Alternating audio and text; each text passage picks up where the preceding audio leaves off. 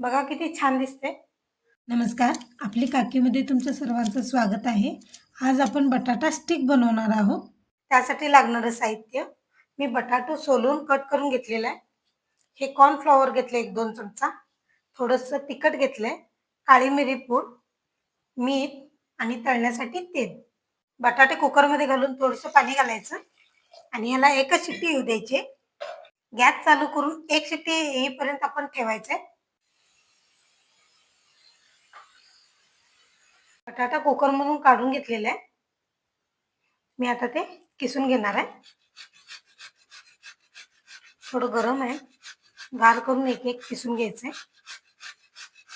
बटाटा किसून घेतलेला आहे. ह्यात आपण चवीनुसार मीठ घालूया,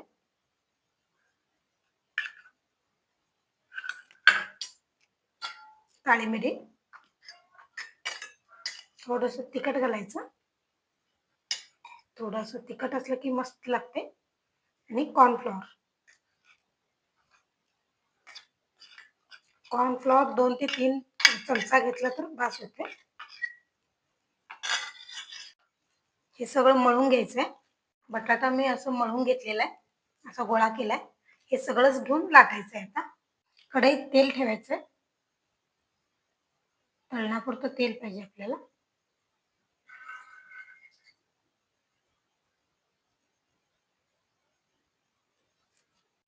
कणकेतून पेढे एवढा गोळा घेऊया आणि तो लांबसर करायचं.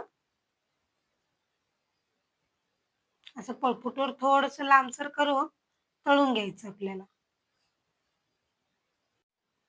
एक एक तेलात सोडून मी सगळं स्टिक तळून घेत आहे. बटाटा स्टिक तयार आहे.